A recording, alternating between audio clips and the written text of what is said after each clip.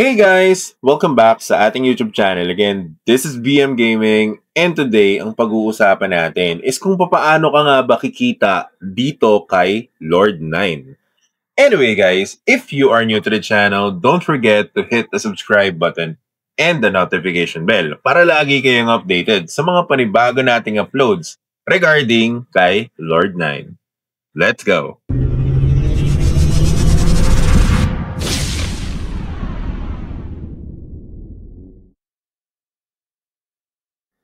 Gusto ko lang magpasalamat sa ating sponsor for today's video. It's gonna be Lego Pass. Now, ano nga ba si Lego Pass? Lego Pass is actually a game booster specifically built for gaming. Now, kung nakaka-experience kayo ng mga lags or latency, mas maganda na ginagamit nyo yung tool na katulad ni Lego Pass para ma-avoid nyo yon and also ma-experience nyo yung immersive gameplay na ino-offer ng game na nilalaro nyo right now. Ako, ginagamit ko siya sa Lord9 guys and very smooth naman tayo pagdating sa Lord9.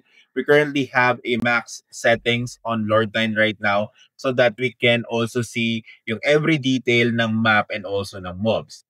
Now, in order for you to get Lego Pass, all you just need to do is to click the link down below and mapapansin nyo din dito na medyo mura din naman yung mga presyohan ng subscription dito. So kung mapapansin nyo, meron silang for 12 months for $27.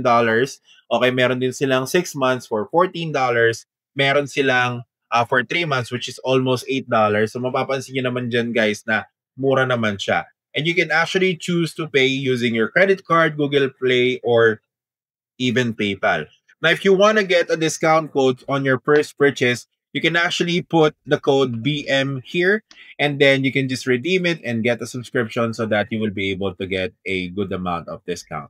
Yan lang guys, and let's go back to the video. Thank you again for Lego Pass for sponsoring the video. So, welcome back mga tol, no? So today, pag-usapan natin ngayon itong si Lord9. Now, on my previous video guys, sabi ko doon, there are multiple ways on how you can actually make money dito sa game na to. However, since the game already progressed and it's been like a month since na-release yung game na to, and na-limit na siya into the two ways that I know right now. And this is also based sa experience ng mga players ni Lord9 na nakakausap natin in a daily basis. So basically, these are the two ways on how you can consistently make money dito sa game na to. But first, ito yung mga dapat yung gawin para kumita kayo ng katulad ng kinikita ng ibang players dito sa game na to. As you all know guys, I bought this Hellfire, no, worth 3,000 dayas. But anyway, the first way that you can make money here is by selling these diamonds, okay? So itong diamonds na to, free lang yan. Wala pa tayong tinatop up na diamonds dito ever, okay? But yung diamonds na na-farm natin dito is basically around almost 7,000 na all in all. So nakabili tayo ng Hellfire and then nakapag-pull din tayo dito sa Summon Shop. So nakapag-pull na tayo dyan. Wala pa tayong ginagastos dito sa game and luckily we were able to get the avatar. Okay, so nakakuha tayo ng avatar dito. But if I actually sold the diamonds that I farmed, ang current rate dito sa server namin guys, I'm not sure sa ibang server, pero dito sa Avon 10, ang rate ng diamonds as of yesterday is around 300 pesos is equivalent to 1,000 diamonds. So imagine if I sold that, I will be able to make 2,100 pesos. Okay, kung binenta natin yung diamonds and hindi natin binili ng Hellfire, okay, mas malaki yung kikitain natin. The thing is that I'm only playing one account. Okay? So, the way they make the diamonds more faster is by creating multiple accounts, which is sabay-sabay nilang pina-farm, and kapag nakakakuha ng item, directly sold to the trading market, okay, which is dito sa trading market guys, ay sa trading post. And pag nabenta nila, of course, ang gagawin na nila dyan is ibibenta na nila yung dayas na nakukuha nila. So, isa sa mga na-discover natin is kapag nagsasell tayo dito, mas mataas yung value guys kapag na-appraise nyo yung item. So, put natin yan into sale. Ito, sell din natin. So, ito, medyo mababa na yung presyo. Yung dagger, 25. Okay, not bad. Ito, sell din natin. So, it really depends, guys. Kapag meron naman kasing demand, okay, usually, mabibenta at mabibenta nyo yung item. So, yan. Then, sell lang natin. So, kahit mga 10 or 20 lang yan, malaking ano yan, tulong yan sa mga free-to-play player para makapag-farm. Kasi, tayo guys, as of the moment, we're a free-to-play player. So, we don't really spend money dito sa game na to, just like others, kasi yung iba nag-invest talaga sila dito sa game na to. Pero tayo tamang chill gaming lang kasi nga F2P tayo dito sa game na to.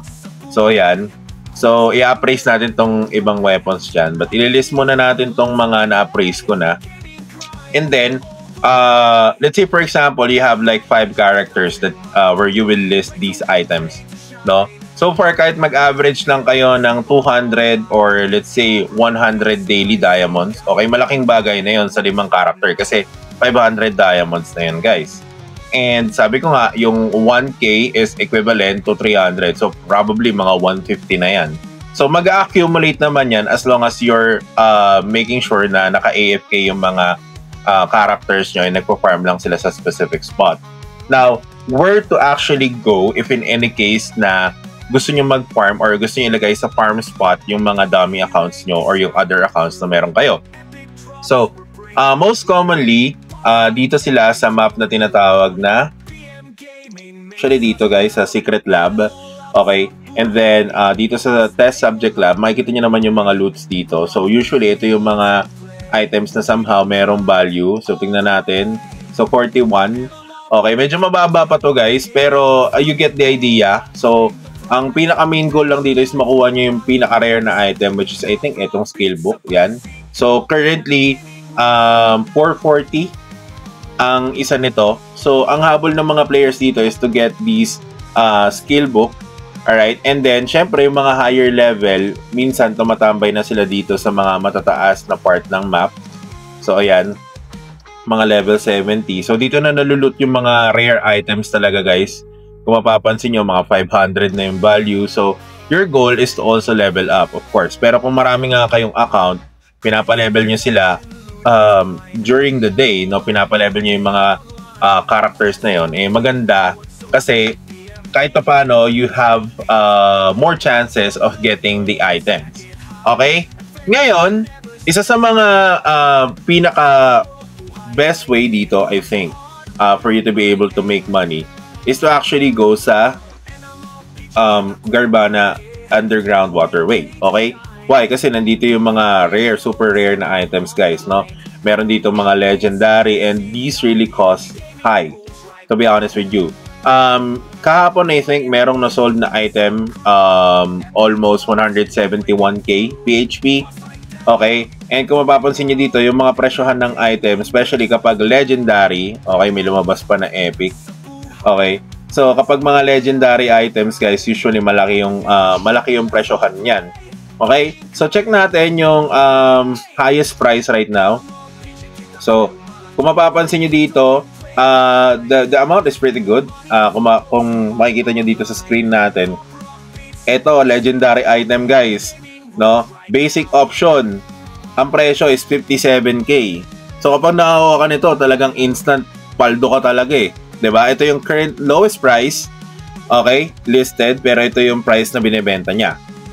So kahit ito pa yung mapagbentahan nyo na amount, still paldo pa din 'yan, no? Let's say for example, nakakuha ka lang nito isang beses lang sa loob ng isang buwan.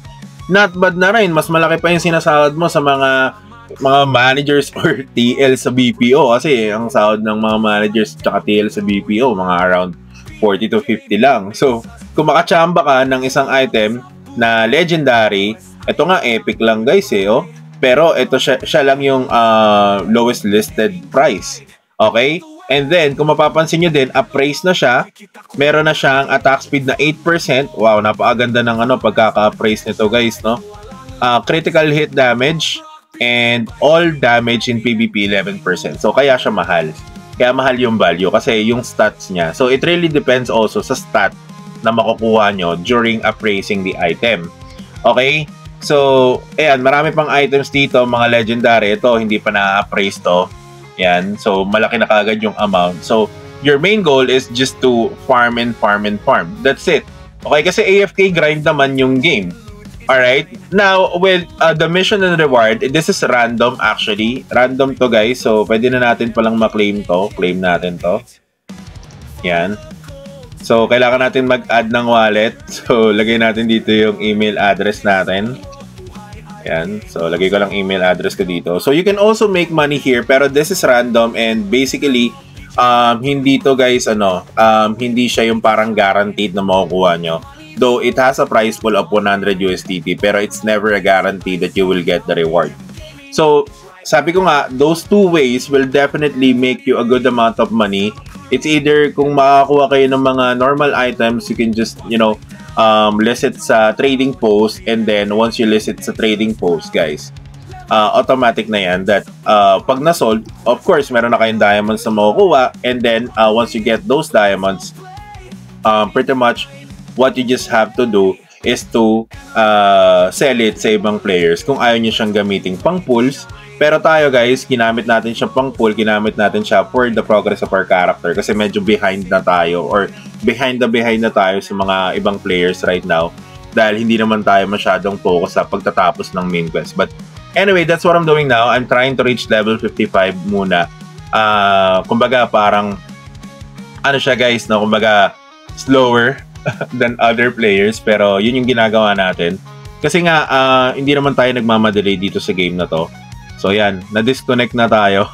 So yun lang naman guys, and if you do have any other questions, feel free to comment down below, and kung meron man kayong mga strategies na alam, you can also share it sa comment section para at least makatulong din dun sa mga players na naghahanap ng tips and tricks on how to farm Dayas and where to farm these items na may value. So yun lang guys, maraming salamat ulit sa panonood, and alam nyo na, peace out!